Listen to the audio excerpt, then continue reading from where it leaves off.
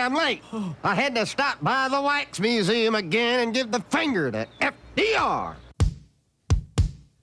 We know Al-Qaeda, Zawahiri, is supporting the opposition in Syria. Are we supporting Al-Qaeda in Syria? It's a proud day for America. And by God, we've kicked Vietnam syndrome once and for all. Thank you very, very much. I say it again, you've been had. You've been took. You've been hoodwinked. These witnesses are trying to simply deny things that just about everybody else accepts as fact. He came, he saw, he died. Well, we ain't killing their army, but we killing them. We be on CNN like, say our name, bitch, say it 3 times. The meeting of the largest armies in the history of the world. Then there's going to be an invasion. All right, you guys, on the line, I've got Daniel Lazare, again, writing for consortiumnews.com.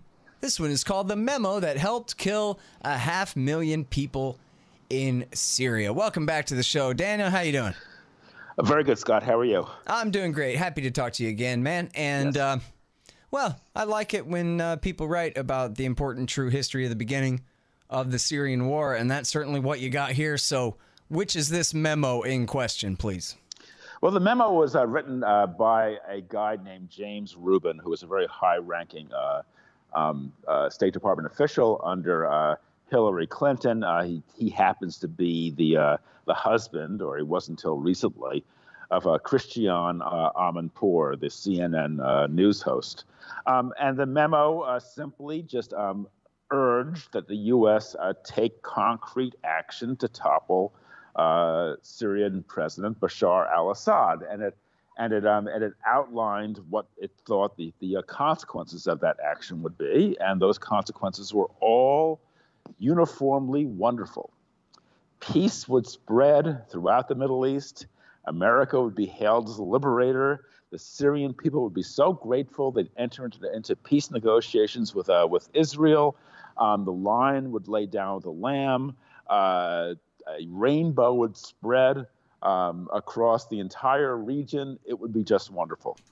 And needless to say, that's not quite what happened. Well, it sounds to me like you're just jealous because you don't have access to the really good drugs that this guy is taking. Precise. Exactly right. That is so true. Oh, man. How dare you? No, seriously. So, this is a real thing. And so I like the background story here about how this came out. It's, of course, in the WikiLeaks. And I just happened to be trolling around on Twitter one morning, as used to be my my obsession, before I kicked the habit cold turkey. And I was watching David Kenner, who was at that time the publisher or editor of foreignpolicy.com, accuse Julian Assange of plagiarism for stealing this article and putting it out as some kind of fake State Department thing and accusing Hillary Clinton of writing it. And he essentially says, well, but I did no such thing. And they say, well, why is the date wrong? And he says, because the date was wrong on the document. All I do is print these things. I don't have anything to do with anything, and I certainly didn't plagiarize anything, and I demand you take that back, sir, and this kind of thing. And I sat there and watched this happen, and then I forgot where I found that there was a separate link to a separate page. That's Jamie Rubin's actual text of his email to Hillary Clinton saying, here's this article I wrote. Here's this thing I want you to see. And really the entire frame of reference is because this is what's good for Israel. Yes. I mean, I don't want to be a conspiratorialist and say that Israel runs U.S. foreign policy, because it's not entirely true. But nonetheless, since 1948, the U.S. has made protecting Israel's security its top priority, no matter what the consequences for the rest of the region. So this is a case where the U.S., was just thought nothing of taking out a national leader like Assad, and because Israel wanted it to do that, and it assumed that everything would be hunky-dory afterwards. And I just must stress that everything was not hunky-dory. More than 500,000 people died in the ensuing civil war. Something like $200 billion worth of war damage was done.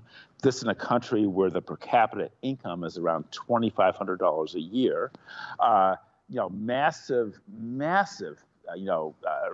retrogression in terms of social conditions. 6 million people driven overseas as refugees. It's just a horror show.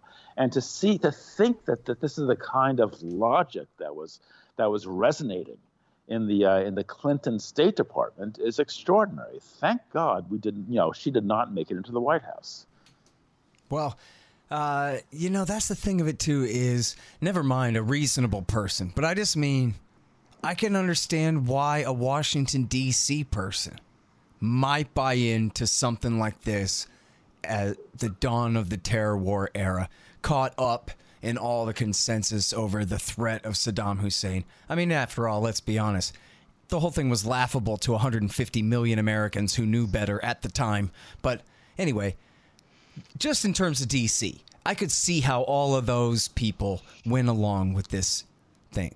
But after Iraq War II, supporting Sunni-based insurgencies, just like the kind that we just finished fighting with bin Ladenites as the radical edge of it in Iraq War II for years, that killed 4,000 out of 4,500 of the American soldiers that died in that war, died fighting that Sunni-based insurgency. And for them to turn around and support such things directly in Libya and then in Syria, you can't just plead, kind of naivete, just Jamie Rubin style on that. These guys all knew better. They had to have known better, right? Well, they were hooked. They were addicted. I mean, bear in mind that the role the Clintons played, beginning in the mid '80s, when Bill Clinton essentially broke ranks with the Democrats and supported the Reagan administration's aid to the Nicaraguan Contras. I mean, the Clintons have seen their mission as essentially stiffening up the spine of the Democrats, of essentially doing away with the Vietnam syndrome and making the Democrats, embrace war once again. For a brief period, the Dems had emerged as the peace party, but the Clintons thought that was a disaster. That was disastrous politically. So their goal was to put the Democrats on a more martial footing. Mm-hmm. So essentially, that meant that both Clintons would embrace every war, domestic and foreign, that came down the pike. The war on crime, the war on drugs, the war on terrorism, the invasion of Panama, the Balkans, the Persian Gulf War, Afghanistan, Iraq, et cetera, et cetera, et cetera. Hillary could not say no to war. She spent the better part of her adult life fighting in favor of war.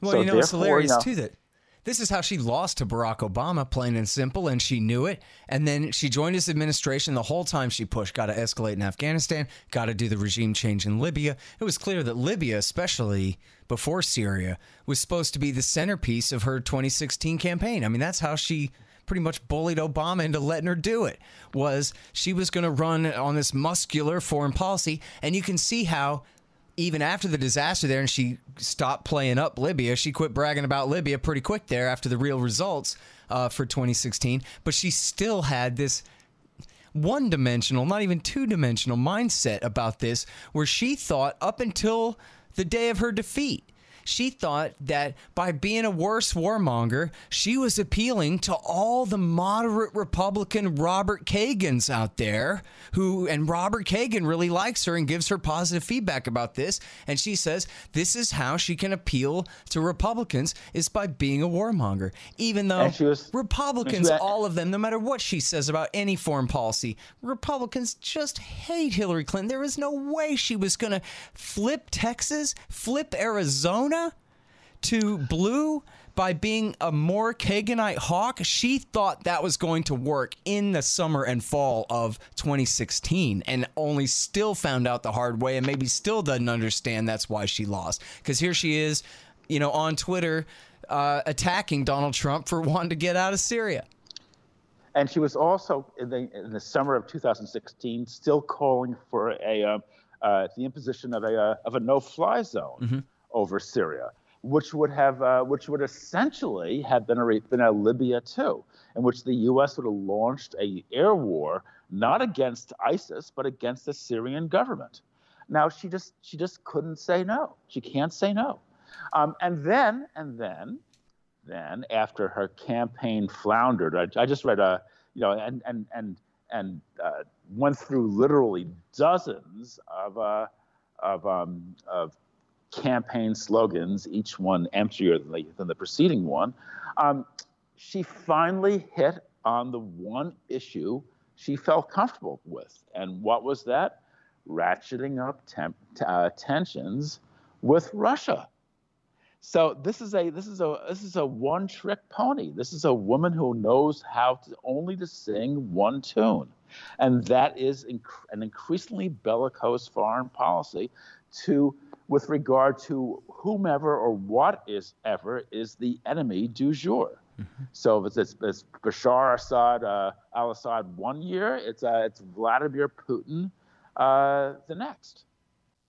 I'm sorry, hang on just 1 second. Hey, y'all, I was talking with Derek Sher from Listen and Think Audiobooks, and he agrees with me that it's so important that the Trump White House hears from large numbers of Americans who support his efforts to end the wars in Syria and Afghanistan, especially from combat veterans like himself. The president must hear voices of support from out here in the real world to counteract the cries of the war party in D.C. and on TV. Now, the phone lines are jammed, but they have a pretty good email system there at whitehouse.gov. Email me, scott@scotthorton.org when you do, and Derek Sheriff at Listen and Think Audiobooks will give you 2 free ones for your effort.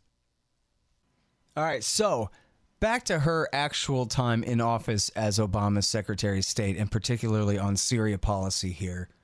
2012 is regarded as early in this thing, although 2011 is much earlier. It's the beginning of 2011 is when the Arab Spring broke out and the big protest movements in Syria, which quickly turned violent, and all the rest is history there, except so she was still in office through 2011 and 2012. She didn't leave until January 2013 in the beginning of the second term there. But so I have this clip, and people who listen to the show regularly are familiar with this from the opening montage there. And it's Hillary Clinton being interviewed in February, the end of February 2012 on CBS News. And we all know, and she's bragged since, of course, as we talked about, that she had the more hawkish position here. But she's defending Obama's position from the CBS interviewer, who is taking the more hawkish line that why aren't we doing enough to overthrow Assad in Syria. So this is only going to take up about a minute of your time, but I think it's worth listening to here real quick. It's not even, it's like half a minute. We know al-Qaeda, Zawahiri is supporting the opposition in Syria. Are we supporting al-Qaeda in Syria? Hamas is now supporting the opposition. Are we supporting Hamas in Syria? So I think, Wyatt, despite the great pleas that we hear from those people who are being ruthlessly assaulted by Assad, if you're a military planner or if you're a Secretary of State and you're trying to figure out, do you have the elements of an opposition that is actually viable, we don't see that. So there you go. She knows from the beginning of 2012 at least, and we know from the other emails, and I forget if these were the WikiLeaks or the ones that Jason Leopold got from the Freedom of Information Act from the State Department or which, but there's another one of her flunkies. It's not Rubin. It's I always get these State Department guys' names mixed up. Sullivan, I think it's Jake Sullivan, sends her an email and says, look, boss, AQ is on our side in this one. And it has a link to a news story about that. And this is actually approximately 2 weeks, I believe it is, earlier in February, before that interview. So it's a reasonable assumption there that she had exactly that email on her mind, that news from that story on her mind, that Ayman al-Zawahiri, the leader of al-Qaeda, the butcher of New York City, that he wants us to overthrow Assad for him. And then she turns around, and explains, we really don't have anyone to stand up that could stand between these al-Qaeda guys and the future if we got rid of Assad. and created a new regime. So, geez, what do you expect me to do, CBS man? And so that should have been the end of the argument, and she's the one making it. Sorry, but what's the dang deal? Well, what happened is she overcame her scruples and decided to overthrow Assad, despite the bad company that it meant she would keep. But look, I mean, the U.S. essentially has been on the side of al-Qaeda since Afghanistan. I mean, America's partners our chief partners are Saudi Arabia and Israel. Saudi Arabia is kind of al-Qaeda light, and Israel which sees Hezbollah as its primary and Iran as its primary enemy, has always tilted towards Sunni fundamentalism and regards that as the lesser of two evils. So the U.S. finds itself in the same bed with al-Qaeda time and again. It started back in Afghanistan in the 80s, and it continued on into the aughts and the teens. This is just simply the way U.S. policy has worked out. All right, well, I'll go ahead and ask it because otherwise we're just arguing all the way around it.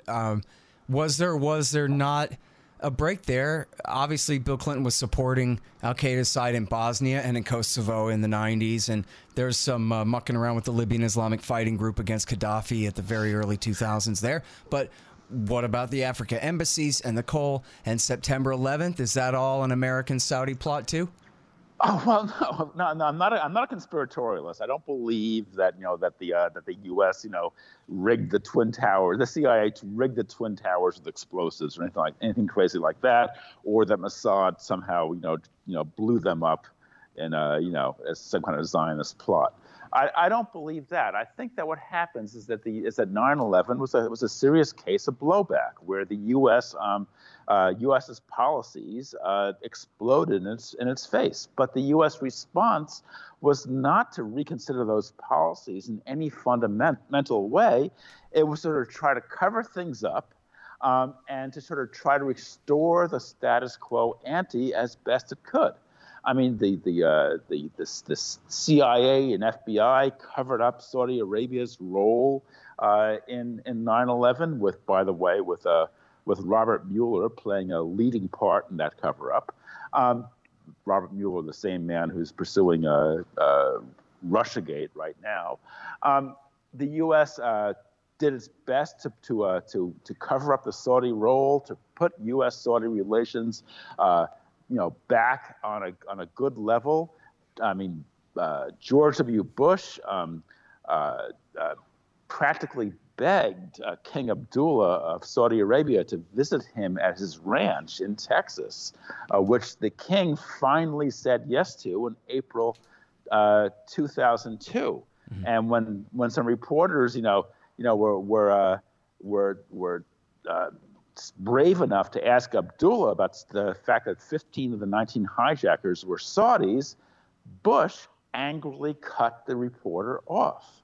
So the U.S. is very protective of the Saudis and very unwilling to get to the bottom of the Saudi al-Qaeda Israeli relationship. Well, and this really goes right to, it's the most obvious thing to people who know anything about this, but to people who are kind of new around here, this gets right to the point, right? That the reason that we got attacked here was because these same groups that America and our Saudi government allies had been backing hated us for being too close to their government and supporting their government that they wanted to overthrow and replace.